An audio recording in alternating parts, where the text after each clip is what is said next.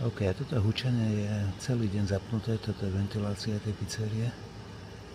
Od rána ako prídu od 10. do 10. v noci do 11. do polnoci, niekedy je to zapnuté. Áno, a takouto intenzitou to ešte pred mesiacom stále húčalo. Ono majiteľ vedel, čo robím, lebo ja som SMS-kou ho upovedomil o tom blogu, ktorý píšem s jednotlivými videami, ktoré updateujem. A odvtedy spred tých 3 týždňov zaslepili ten pravý ventilátor, ten najhlučnejší. Tu niečo naštartované stojí, takže zase nejaká Dunajská streda, nejaký kuriér.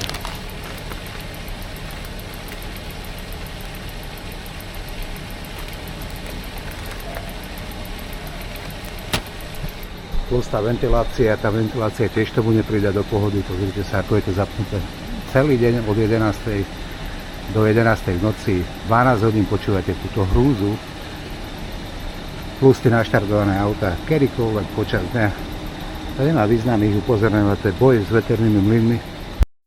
A keďže už v iných videách som sa snažil tú intenzitu tých decibelov nahrávať cez mobilnú aplikáciu, tak na teraz som sa rozhodol si zapožičať alebo profesionálny prístroj merania hluku na víkend a zaznamenať ten zvuk, čo tu žijeme po nociach po 10. v čase nočného kľudu, takto profesionálne.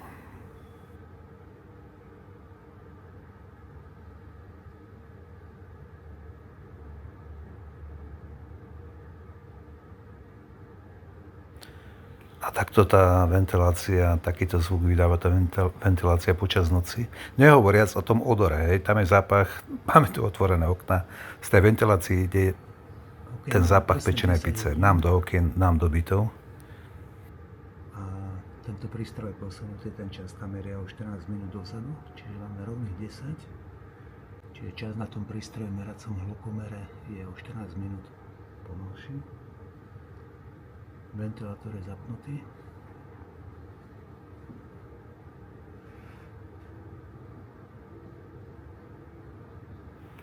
A tu o pár momentov prídeme do momentu, keď ventiláciu vypne tá zamestnankyňa. Ten moment nastane čo chvíľa.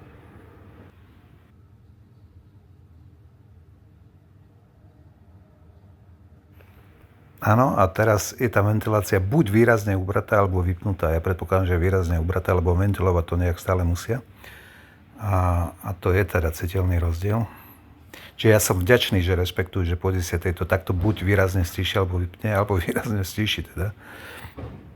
A k tomu výraznému zníženiu tej ventilácie dopomohol zrejme len môj telefonát mestskej polícii, nech to teda po 10. vypínajú alebo stíšujú.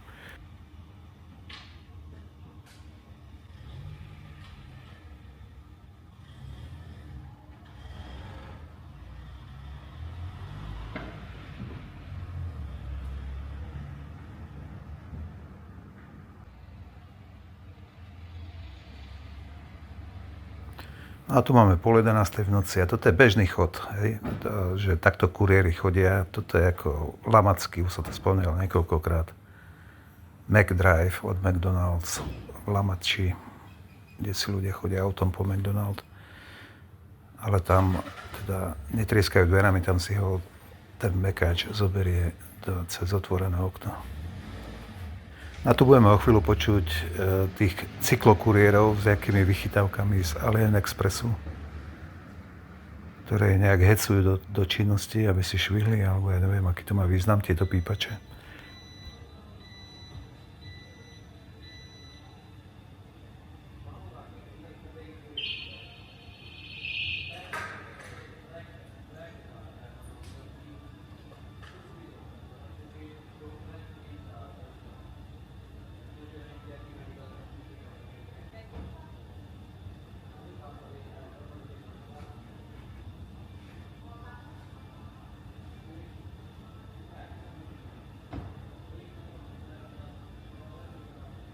OK, a toto je jedna z tých pokojnejších nocí, verte mi alebo nie. Človek sa po tých rokoch, po tých mesiacoch, čo to začína naozaj monitorovať, psychicky a mentálne nejak obrnie a pripraví na ten večer. A ja tento piatok, čo som točil včera, tak vyhodnocujem ako jednu z tých tichších nocí. Hej. Takže všetko, čo tu som točil, tých videí mám 30 alebo 36, bolo horšie. To bola jedna z tých lepších nocí. To je zaujímavé, na čo sa človek vie všetko pripraviť. Človek si zvykne aj niekde žiť v úkryte vázov stále a je s tým vyrovnaný. Takže ja som sa zrejme naučil žiť aj s týmto. Ja som si sledoval niekedy na začiatku tie fóra, že ľudia, či majú podobnú skúsenosť, ako tu zažívame my s tými susedmi. A tam sa doslova ľudia sťažujú, keď niekto silne avyvažuje a vyvesí bielizeň a sťažuje sa sused vedľa v okne, že mu to vadí. Takže ja neviem, ja by som chcel počuť reakciu toho suseda, keby žil a zažíval niečo podobné, ako tu žijeme my. Ako by reagoval, lebo niekomu vadí silne avyvažovaná bielizeň vyvesená. Čo by povedal zrejme asi na toto? Čiže mesto, zopakujem to už x krát, tak ako x krát som podal podnet na Staré mesto a problém v tom Staré mesto nevidí. Asi 18 tých podnetov majú všetko zdokumentované, videá, veľký blok. Nikto sa neobťažoval doteraz ma kontaktovať. Hygiena tých podnetov má hádam 5 alebo 6. Boli tu raz.